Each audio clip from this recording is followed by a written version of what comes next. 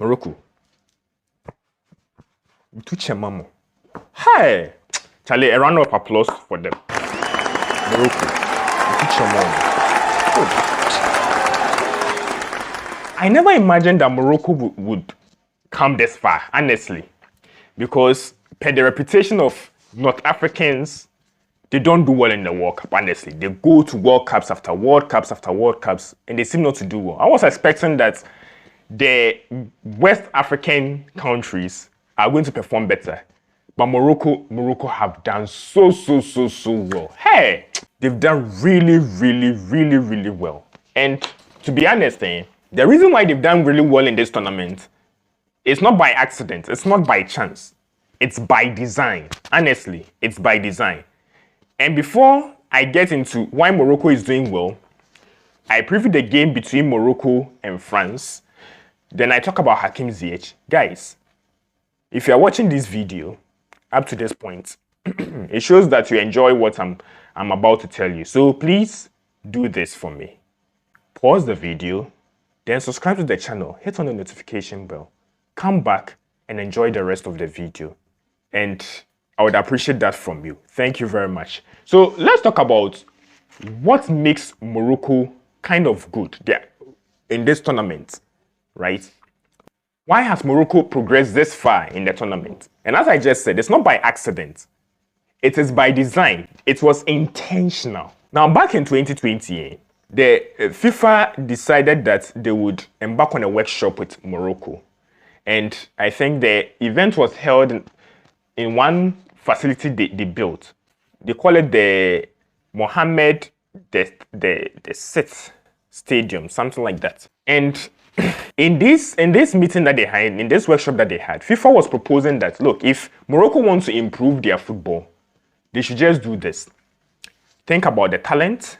They should think about the facilities. They should also think about the quality personnel that will train these talents in the facilities. And I think the reason why FIFA proposed this or had this workshop with them is because the president of the FA had in mind that is what he was going to in terms of Morocco's football. And from youth level, from women to the men national team, they are all doing very well. And that is remarkable. That is commendable. You see, what I love about it is the fact that he's made it a requirement, especially for clubs in Morocco, to have academies where they bring young talents into their fold and train them. They've also implemented a system whereby those in schools, the young talents in schools, boys and girls, are given opportunity to also harness their talents. I think what they've done is they've had this sort of collaboration with the education side of things, the education people, to kind of adjust their schedule in such a way that it would fit this young athletes, okay, so they could perform. And to me, I'm happy. I'm happy that for the first time in a while, an African country is listening to the proposal of people, of somebody, which a lot of African teams don't do. You see, I'm so glad they are doing so. And they are reaping the benefits of this. This is just 2 years old.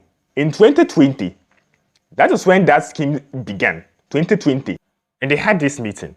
So I'm impressed that they are applying it. Okay, let's look at how they have performed so far. What has helped them even in this tournament? Now, what has helped them in this tournament? Of course, we'll touch on how they are going to approach their game against France.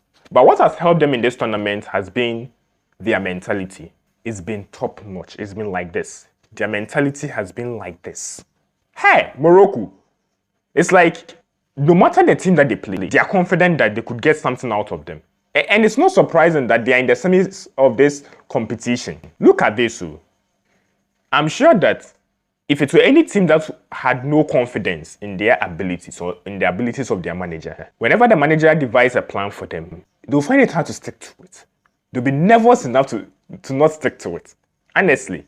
And their remarkable defense, the way they have defended, even when things have been difficult, is so good. It's a testament to their resilience and their tough mentality, and how sometimes they play beautiful football even in front of people or players who are way better than them. Hey, Morocco, my hat's off. This is my hat. My hat's off. My hat's off. They've been really, really good. I appreciate. Hey, Morocco.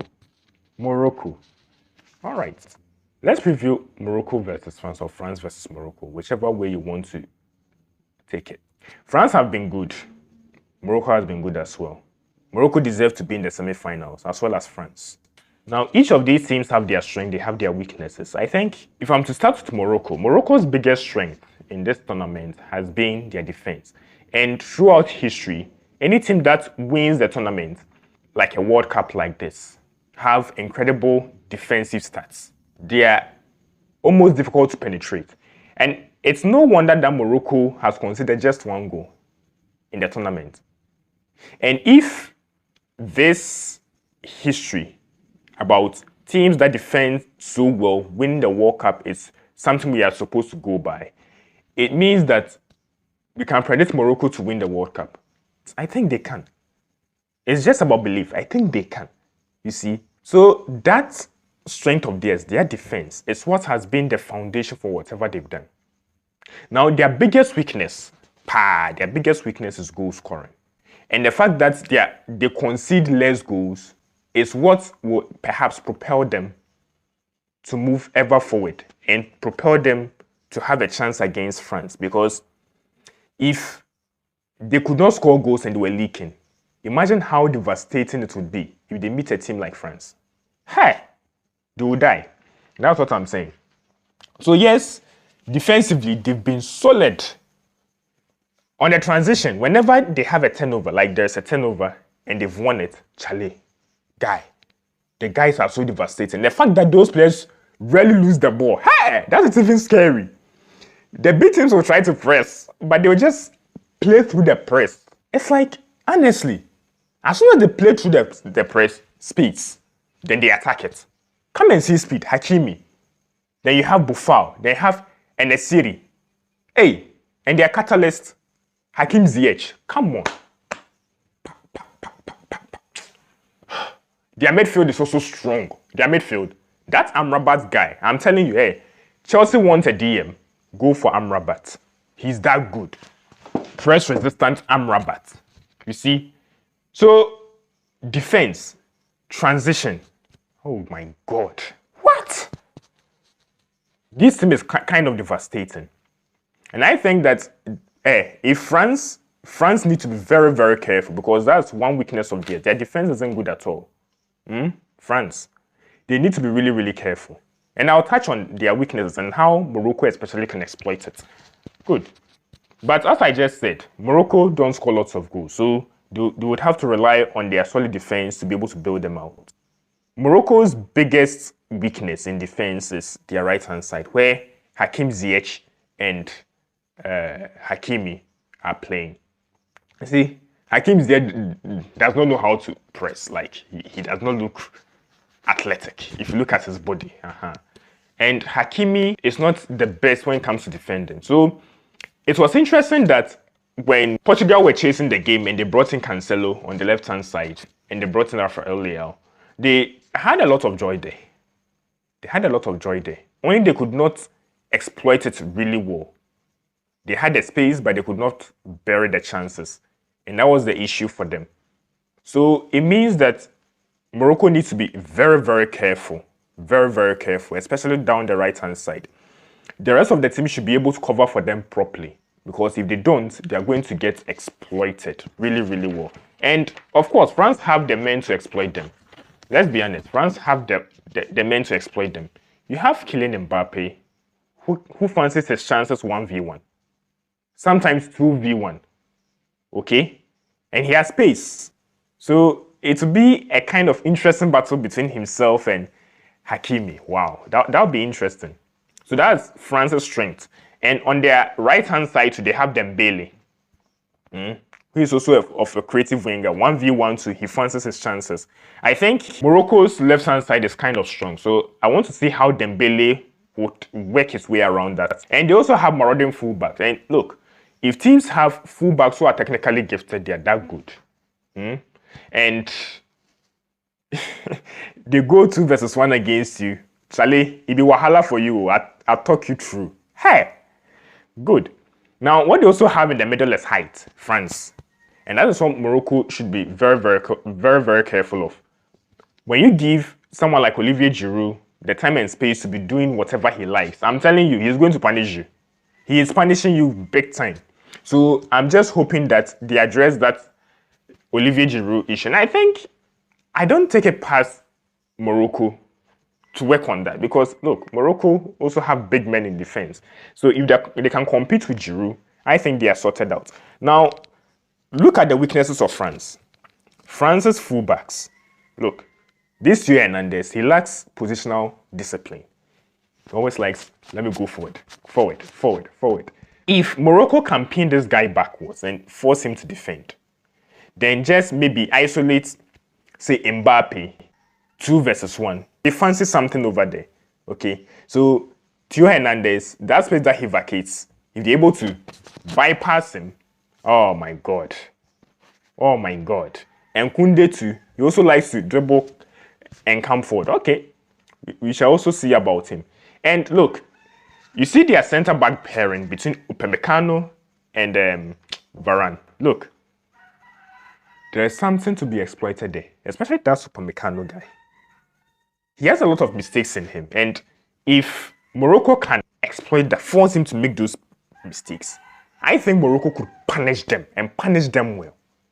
Now, France don't have the sort of world-class midfield they had, say, 4 years ago in Kante and Paul Pogba. They are all injured. So who are those midfielders to be doing the distribution for them? Of course, they have Griezmann up front, but they have Tchouaméni. They have Rabiot.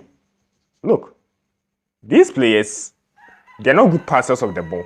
Morocco is assured that in the middle, France is going to be impotent. They are not going to do them anything.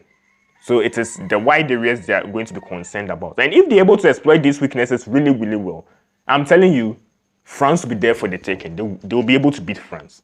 And I think Morocco has shown that they can do so. So the game will be interesting. Really, really, really interesting, honestly. Now, let's look at the lineup, my predictor lineup. So for Morocco, I think they would approach the game in a 4-3-3.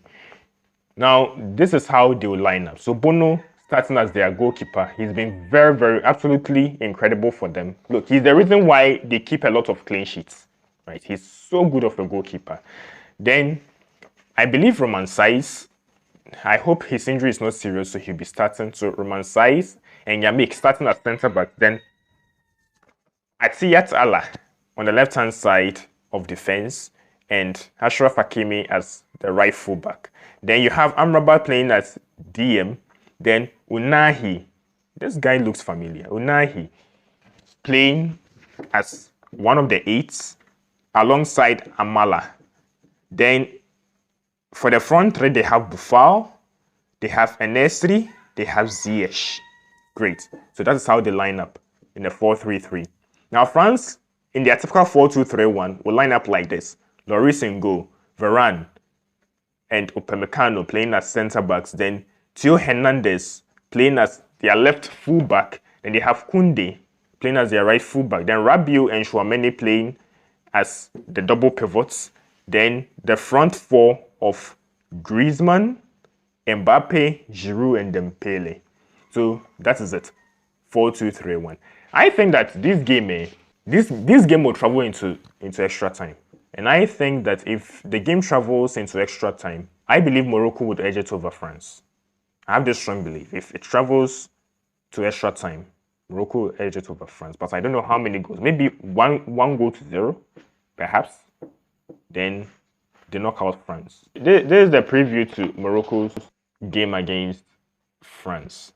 And I wish Morocco all the best. I hope Morocco is able to do the needful against France. Now it's time to talk about Hakim Ziyech. Let's talk about Hakim Ziyech. You know, I don't know if we have unfairly criticized Hakim Ziyech. I don't know if a lot of what is happening to him at Chelsea is something that he could control. Hakim Ziyech, the way he's played in this tournament, and he's always been that good. He's always been that good, except for Chelsea. Maybe barring maybe Frank Lampard, whom I thought he was a fraud, but he was the only person who brought the best out of Hakim Ziyech. The rest of the coaches struggled to do so. And I was wondering, why is it that Hakim Ziyech is performing poorly for his club, Chelsea, but he's doing well at the national team? Now, when I look at the way Morocco plays, the way Hakim Ziyech plays his game, he wants players around him. And I like the way the central midfielder playing alongside him and Hakimi supports Ziyech.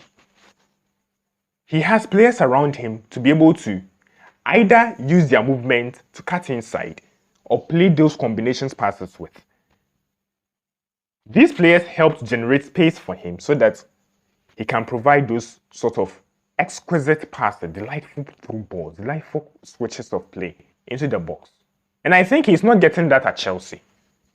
Chelsea lacks quality.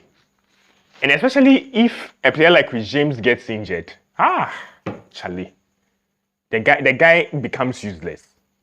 Because if you have Azpilicueta playing as the right wing back, what is Azpilicueta going to offer? He's not, even if he's going to provide that sort of weight, he's not going to arrive as early as possible to help Hakim Ziyech do what he can do best. And if you look at the composition of our midfield, it's not quality enough. So we can understand why Hakim Ziyech plays this way. And I think that partly he hasn't pulled his weight, but to a large extent, I think that our team is not quality enough to accommodate Ziyech. At Ajax, Ziyech was that good. And I don't know. I think our team is too expansive. In my opinion, I think our team is too expansive. We are unable to bring the best out of these attackers because I have this feeling that our attackers are too far apart from each other. So they are not able to play these combinations with each other to be able to create chances. So for me, I think that the reason why Hakim Ziyech is not performing at Chelsea is Chelsea. You have Pulisic, you have a lot of talented players over there. I even fear that even Nkunku, that Chelsea have bought, Nkunku, Chelsea have recently signed. If he comes to Chelsea, I have this fear that he could flop. Timo Werner goes back to Leipzig and he's doing well. So I think the issue is Chelsea. Predominantly, the issue is Chelsea. And I think if Chelsea do not sort out how we are going to play or how we attack, I think that Ziyech would have to leave to go to a team that will probably help us. Because I don't know why a lot of Chelsea fans we all come here and we say Bundesliga tax. Meanwhile, players like Haaland, Gundogan, are all from the Bundesliga and they are killing it in the Premier League. So I think the issue isn't about the league they come from. The issue is about how we Chelsea play. We are here being linked to Josko Vardy. Where does it come from? Is that not from the Bundesliga? What about Nkunku? Why are we signing them if they are not good enough? If you think that league is so inferior, why are we signing them into our club? So I believe that Chelsea have not provided the sort of environment that helps this team, these players, to perform well. It is Chelsea. Chelsea is the reason why Hakim Ziyech is not performing well. If Graham Potter does not sort how Chelsea plays so that the attack functions, look, Hakim Ziyech would have to leave Chelsea. He would have to leave. Because if he doesn't, look, his career would end there. He's not even getting game time in the first place. So what is his use being there? You understand? Hakim Ziyech, look, if you really care about your career, take a hint and find a better club that will suit your style of play. Great, so this is where I bring the video to an end. Let me know your thoughts and feelings in the comment section below. And if you enjoyed the video, please hit the like button. This enables my channel to grow. And I hope to catch you guys later in my next video.